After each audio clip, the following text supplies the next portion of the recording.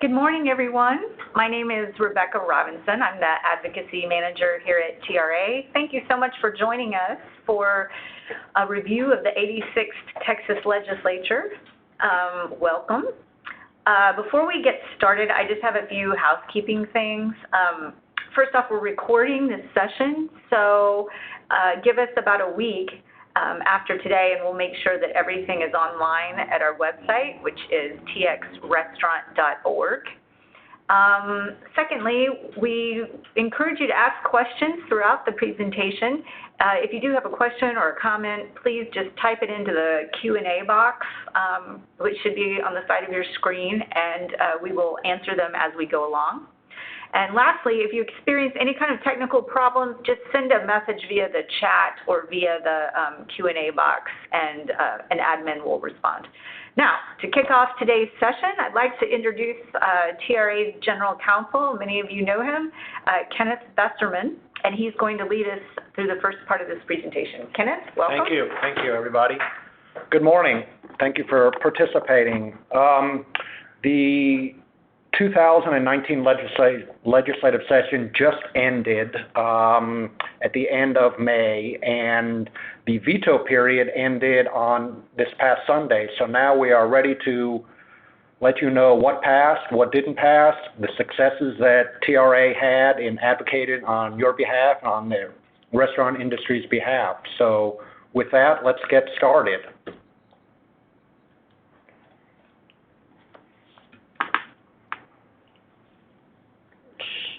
Well, it looks like we're having time. Oh, there we go. There okay.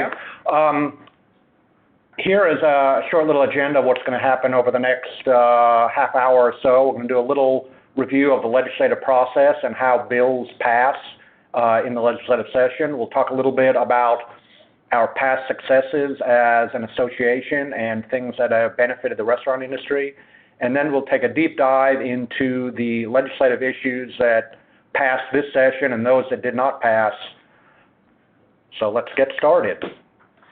The legislative process in Texas is a very time-sensitive, very condensed process.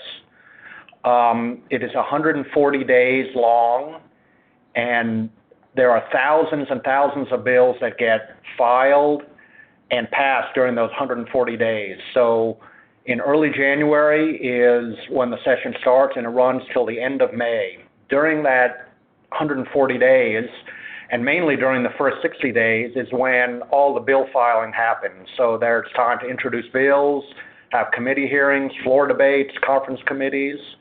March 8th is the deadline for all bills to get filed. And during that period, we worked with a number of House offices and Senate offices to get our bills, or the bills that we're advocating for, filed.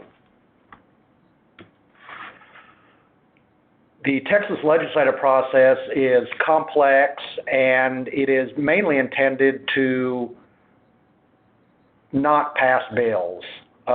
Because of the short time frame and the condensed atmosphere, because there are thousands and thousands of bills passed, very few actually make it to the finish line.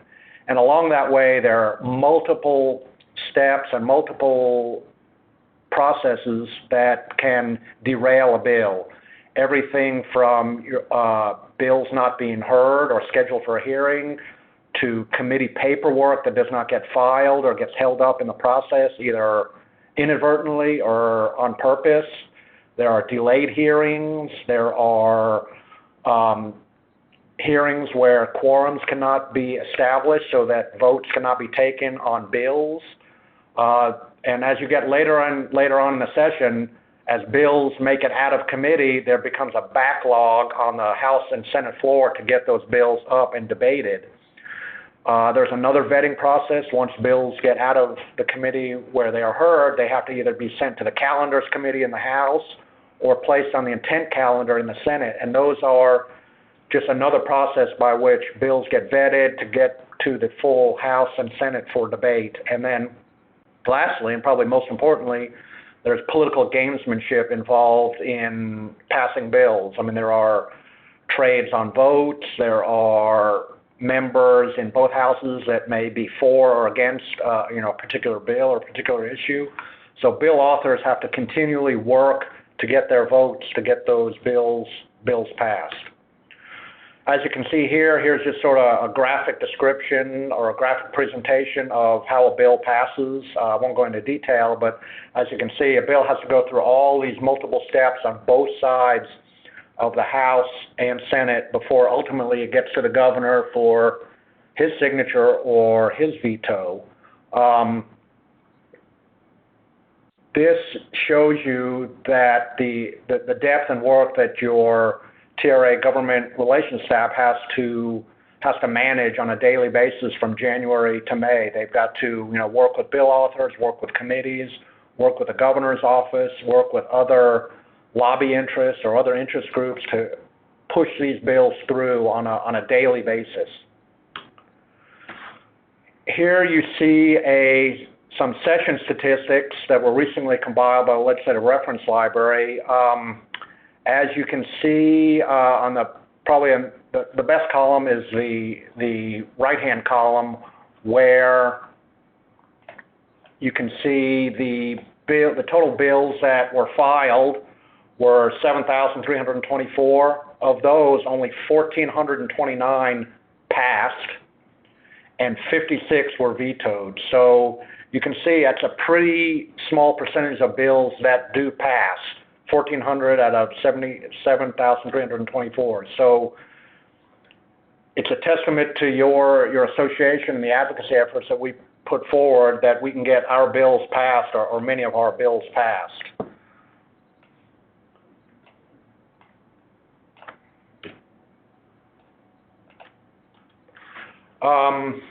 During the legislative session, just briefly, there's only one bill that must pass. The only bill that has to pass is the state budget. There's a constitutional requirement that the state pass a balanced budget every 2 years, and that's the only bill that has to pass. And this year, it did pass. The governor did not veto it or did not issue any line item vetoes. But briefly, it's a $251 billion 2-year budget. This session, the legislature had $9 billion more than last session. There were some significant increases in public education this session as part of the school finance reform, and part of that was a $5 billion for property tax relief for homeowners, which homeowners should start seeing that relief later in 2020. There were other Health and Human Services were funded, women's health programs were funded. There was increase in driver's license offices funding for some of the backlogs, and that's some of the highlights of the budget. We're happy to send you out more details of the budget, but it's sort of a typical budget where most of the money is going to Health and Human Services and public education. That takes up probably 2/3 or 3/4 of the state budget. Other issues that the legislature focused on this session, as we mentioned, school finance reform and property tax reform. Those were some significant monies put into those. There were several $1 billion put in various Hurricane Harvey relief programs, from a grant program to actual infrastructure to help get the coastal areas of the state back up. A lot of that is drawdown money for federal funds. We created a grant program to draw down some significant federal monies. And some of the other perennial issues that the legislature deals with, always because the state is growing pretty significantly and at a rapid rate, there's always health care and transportation needs. There was some money taken out of the rainy day fund this year. I think it was $1 to $2 billion for Hurricane Harvey relief and some other programs, but because of the increase in severance gas taxes, the rainy day fund is projected to have a $15 billion surplus in 2021. So there may be some more funds available if the legislature decides it needs some more funding next session. And briefly, I'll just go through a couple of the significant wins that the TRA has had in past years. As you may remember, last session we passed the passed legislation to increase the mixed beverage allowance for alcohol sales from 50 to 60%. This helped a lot of our members because of some of the audits and some of the issues they were having with their alcohol sales. Legislation passed to eliminate all local food handler fees. We can see that's the third bullet down there. Last session, we also passed legislation to prevent drive-by lawsuits and ADA lawsuits requiring individuals to notify businesses before a suit is filed to give businesses an opportunity to cure or fix the defects. Other legislation we've passed, the bakery legislation to eliminate all sales tax on baked goods. There was some dispute over the years as to what was taxable and what was not taxable, but in 2017, the legislature eliminated all sales taxes on bakery items. As you can see here, in 2013, the last bullet on this page, this was one of the biggest wins that the TRA has had in decades, and mixed beverage permittees continue to reap these benefits and will continue to reap these benefits for years and years to come, which was cutting the mixed beverage tax in half. Now half of the tax that was borne by the businesses are now borne by consumers as part of the mixed beverage sales tax. So that is a win that keeps on giving. And just going back, one last thing is that the first bullet there was some significant savings on unemployment insurance taxes for members or for businesses that purchase other businesses when they have to absorb their their unemployment insurance tax. This was a way to prevent those previous losses from getting on the books of a new owner. So we're able to have some significant savings for our members with that legislation. And now we will talk about some of the issues that we were pushing for this session.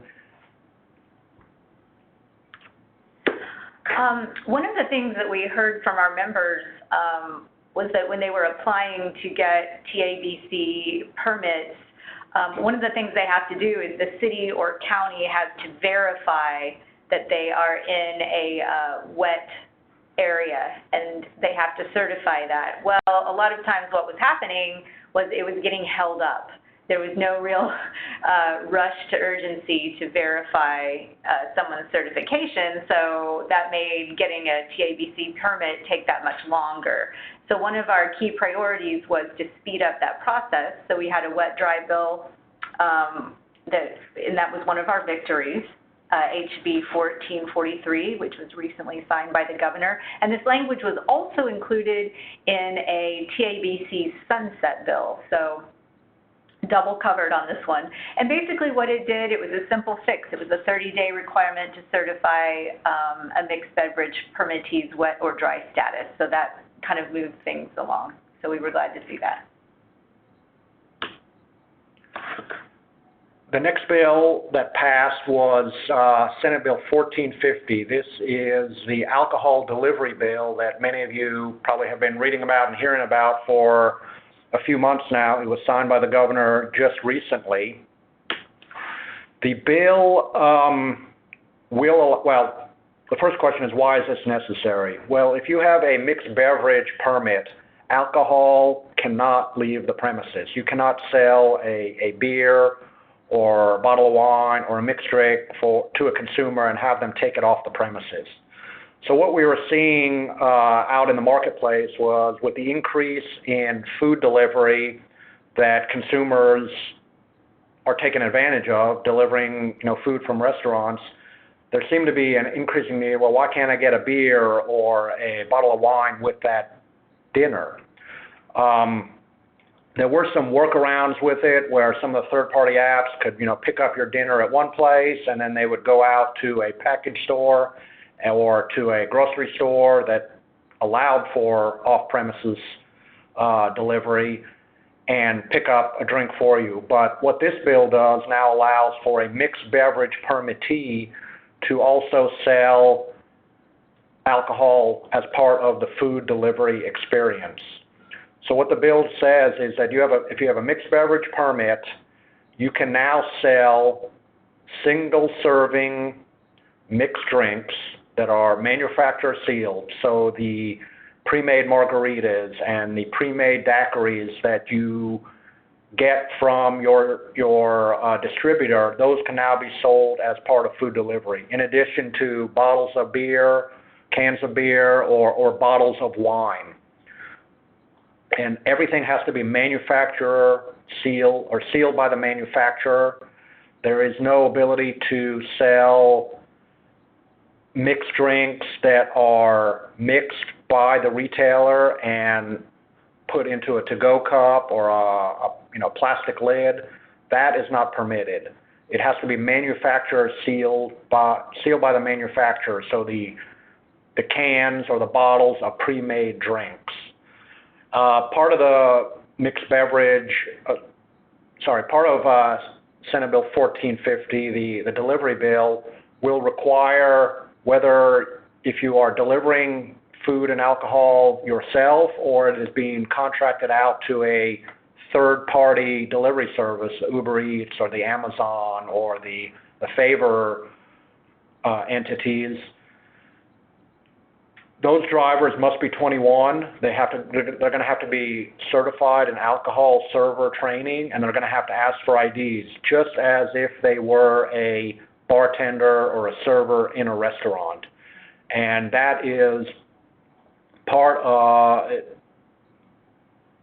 the reason is TABC wants to make sure that there is no excessive or inappropriate service of alcohol.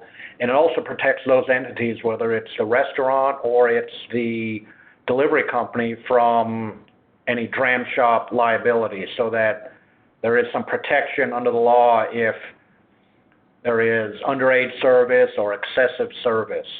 There is a September 1st, 2019 effective date for this bill. So over the next several months, TABC will be writing some rules to clarify the extent of the legislation and how it will apply, and TROA will be intimately involved in that, as they have all along in this process. So we will report back to you on sort of what the rules will be and how they will be interpreted by TABC. Next up is oyster mariculture. This was really interesting and actually a pretty historic win for us, because prior to this date, you could not serve, we didn't have Texas-grown oysters. Harvested, yes, but not grown here in Texas. We would have to import them. So what this bill does, HB 1300, is it creates a new industry of oyster farming. We worked with several state agencies, and now it allows Texas Parks and Wildlife to regulate the farming locations and the permitting process. Right now what we're doing is we're in the rulemaking process. So we expect to have oysters as early as 2020. There is going to be an oyster summit coming up very shortly. We sent something out on that yesterday, and if you're interested in that, please just ping us on the side here, and I can email you directly the invitation. So this bill is really great because not only does it help Texas restaurants, obviously, and the Texas economy, it's a great boon for the economy, but it also helps our environment. It protects our coastal reefs. So it's a win-win-win. Thank you. And this is a little bit more about the oyster bill. Oh, Kenneth, do you want to talk Sure. about this? So in past years, there have been a few other oyster mariculture bills out there that have tried to establish an oyster mariculture industry in Texas, and it's been up and down for many, many years, and there have been a lot of entrenched interests and industry and state agencies fighting about this legislation. But just one thing we wanted to point out to show you kind of how we worked this session and the success we had. There's a quote from Chairman Perry, who was the he's the chairman of the Senate Water and Rural Affairs Committee, where the bill was heard on the Senate side. And his quote was, "Well, Senator Colcourse, it's a first. I do not have anybody against an oyster bill." If you know anything about the oyster fights and what's been going on, they're usually people that are lined up outside the door to testify either for or against a bill. But this session, we kind of worked very hard. Our advocacy efforts were extremely successful, and we got a bill that everybody could agree on, and we hopefully will have some success as it moves forward. Very exciting.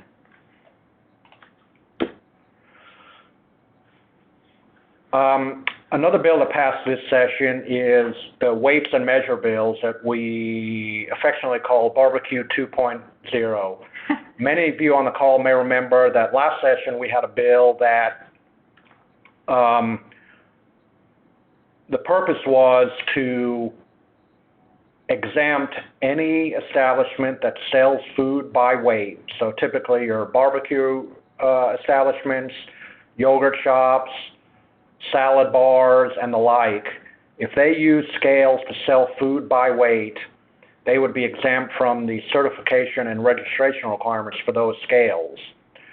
We passed the bill last session, was signed by the governor. Shortly after the session, the Department of Agriculture wrote some rules and interpreted the legislation very, very narrowly, and basically eliminated or nullified the bill that was passed in 2017. After some discussions and some arguments and an AG opinion that was requested by the author of the bill, the Attorney General's office came back and said that the Department of Agriculture's rules were overly broad and not supported by the legislation or by legislative intent.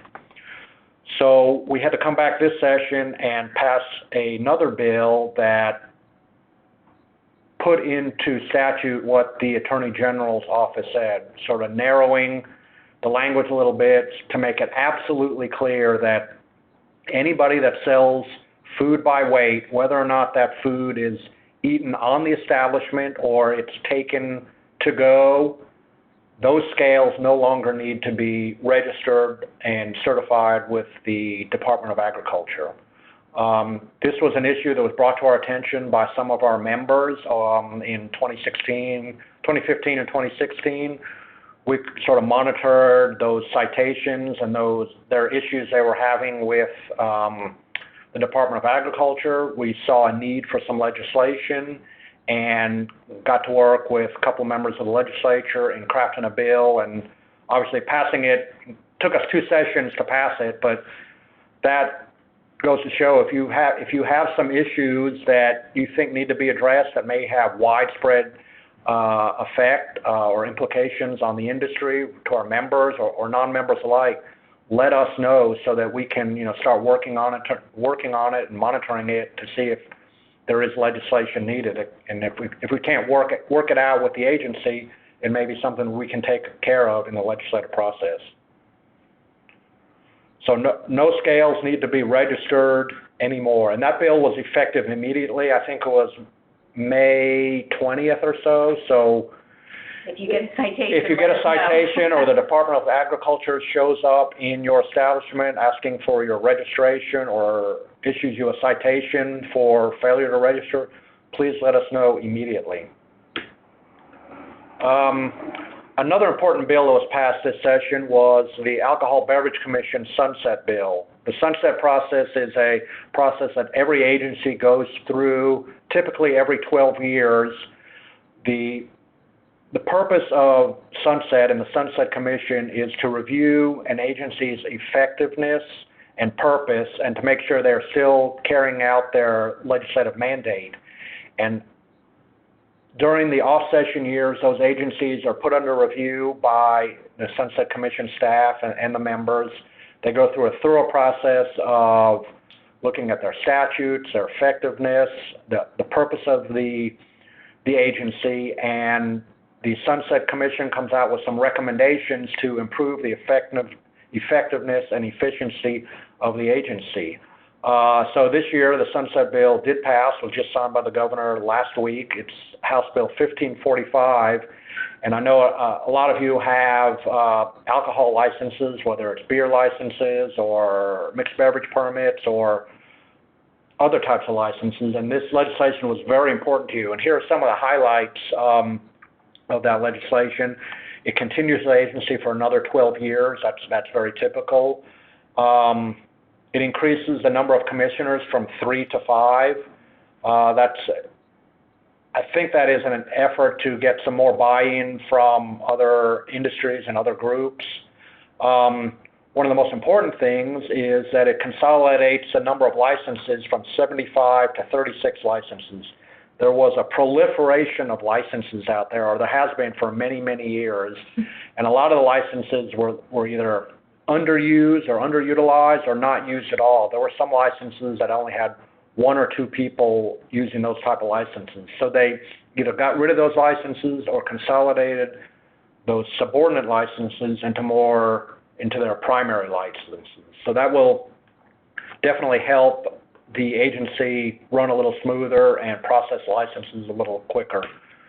Some of the other highlights include a merger of beer and ale into one malt beverage category.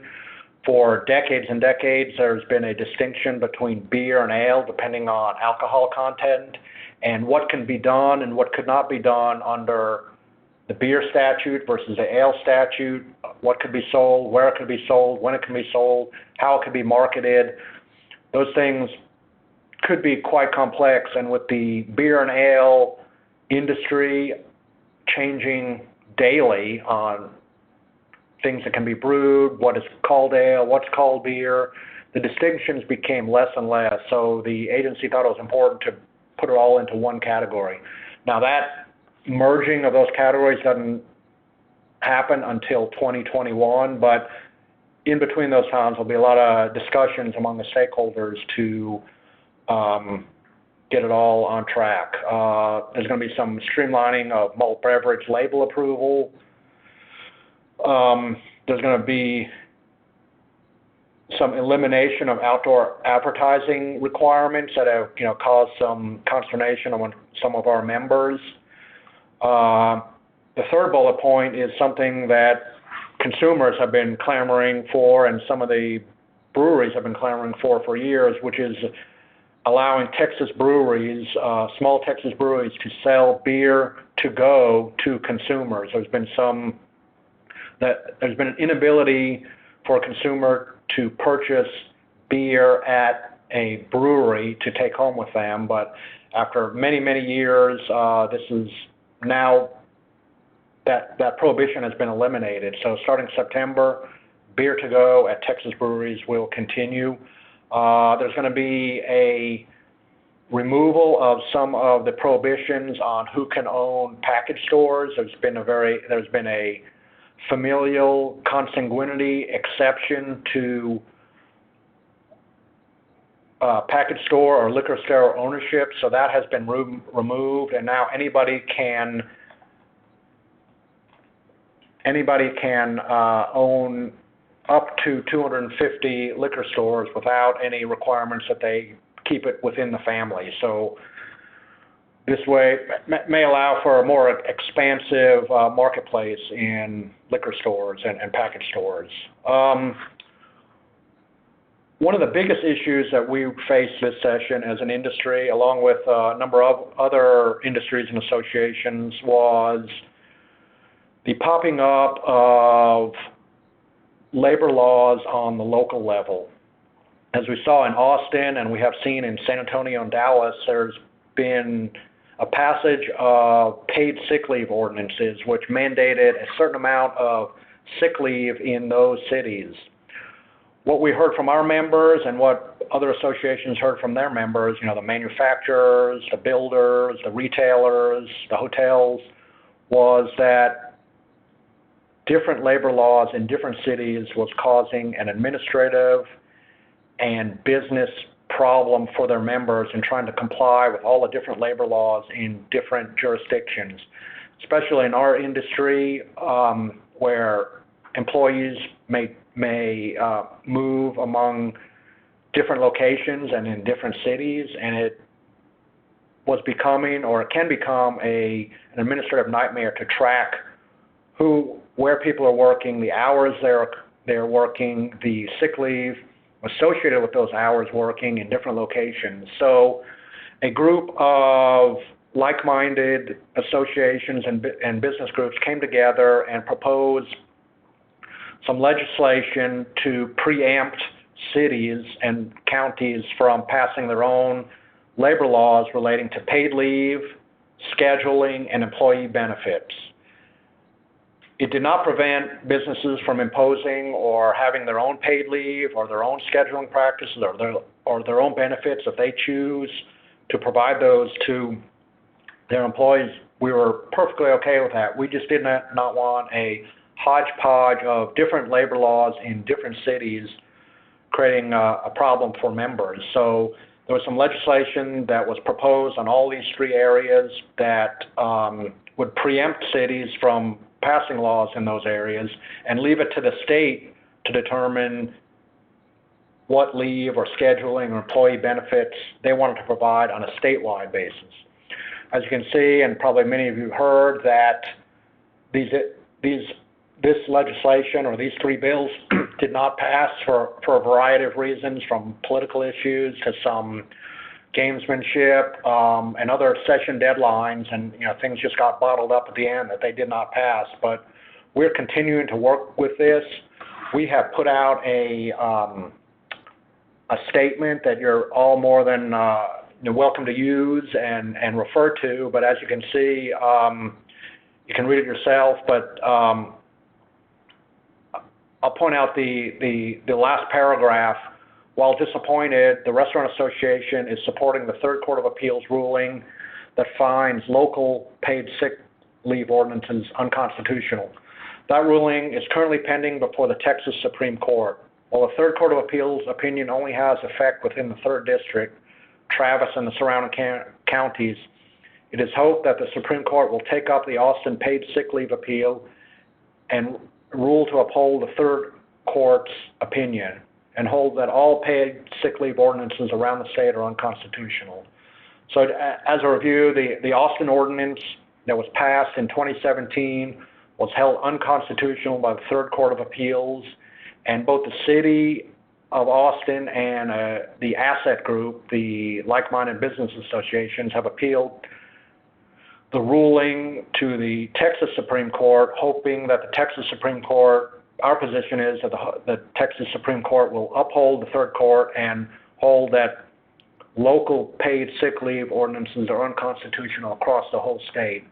There's the petition for review is currently before the Texas Supreme Court, and if the court decides to hear that case, there may be an opinion rendered, sometime in the fall or early next year, which hopefully will have an effect on the San Antonio and Dallas ordinances. But we're continuing to work on the Dallas and San Antonio ordinances on the local level, and we'll have more to report on that very soon.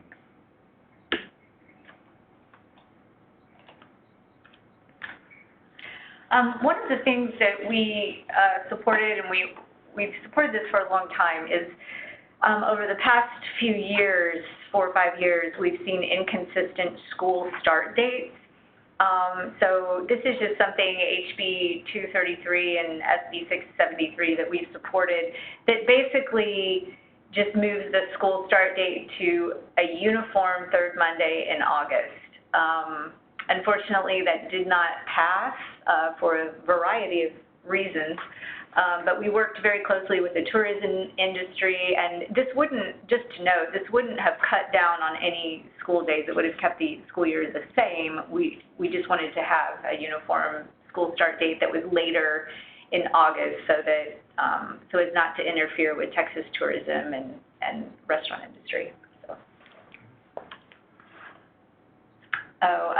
This next one, this is another one that we had supported that did not pass, HB 2806 and SB 1832, the Live Music Incubator Grant Program.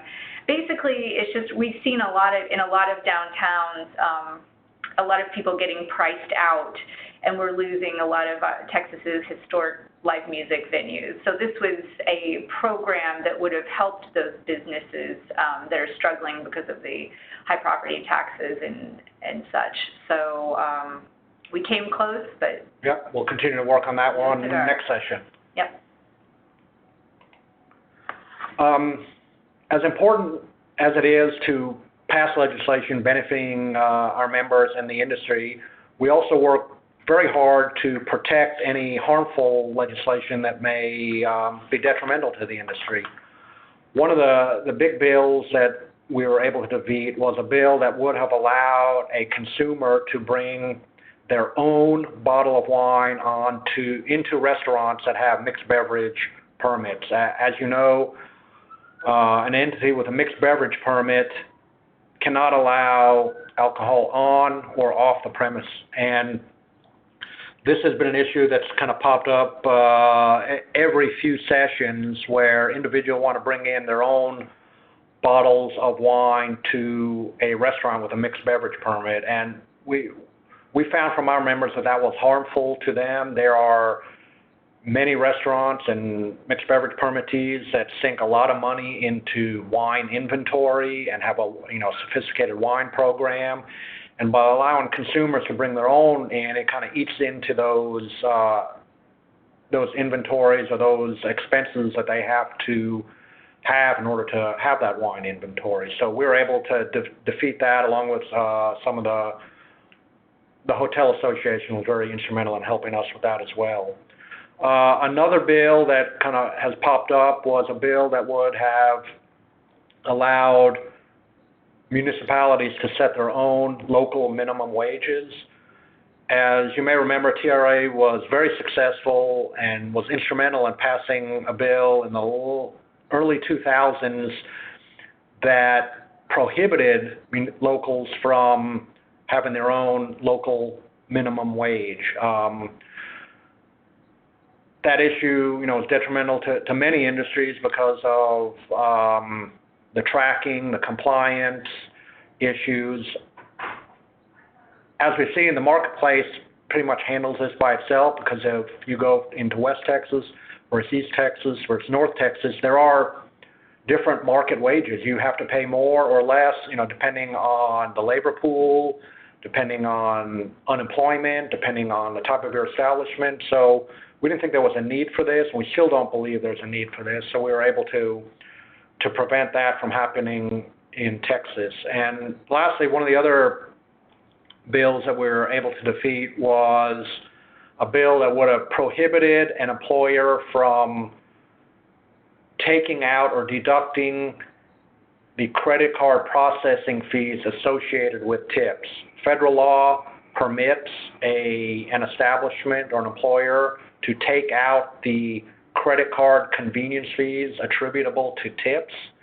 As you know, restaurants are the middleman in this transaction between the consumer and the server. And credit card service fees are something that are imposed upon the restaurant by the credit card service company. There is very, very little room for negotiation. So it's just a fee that is passed along. Now, employers cannot take out the fee associated with the purchase of the meal. So the fee that is attributable to that is a cost borne by the business. But this legislation would have prohibited an employer from taking it out from the employee's wages related to their tips. And that's just an option that we wanted to preserve for employers. Not all employers do it. Some do, some don't, depending on the business operations and what's needed in the business. But this was just an option to allow it to continue. And lastly, just kind of want to review briefly what the Traction Fund is. The TRA Action Fund is a fund that's established at TRA, which is our advocacy and communications fund. It is a fund that we raise money for to help on advocacy, special projects, communications, anything where we need a push on a certain type of issue. This is money that does not go to political candidates or campaigns. It is entirely and is only used for advocacy and communication efforts. So this session, we were raising money for the oyster aquaculture legislation that did pass, labor law uniformity. Unfortunately, that did not pass, but we raised money to be part of a coalition to push this issue forward, and we'll continue to push this issue forward, and general advocacy. One of the important things about the Traction Fund is that any type of funds can be used for that. So it can be corporate funds, business funds, partnership funds, individual funds.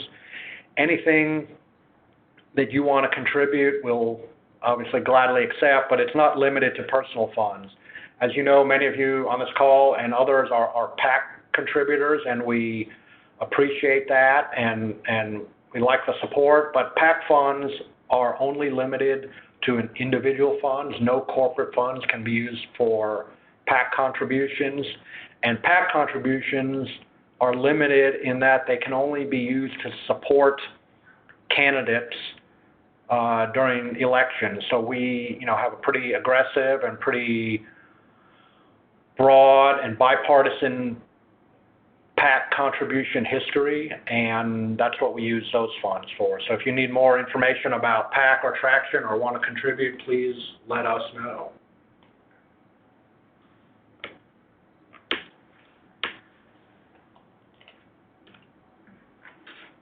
Well, thank you everyone for joining us. We're really happy to have you, and here's our contact information. And as I mentioned before, this presentation will be on our website within a week or so. And if you ever wonder what's going on with certain issues or legislation or anything, this is the site for you. Bookmark this site, txrestaurant.org/advocacy. So thank you so much. Well, thank you very much. Appreciate it. Please reach out if you've got questions, concerns, have any legislation for next session, or just want to chat about advocacy. We're here to help. Thank you so much. Thank you. Bye.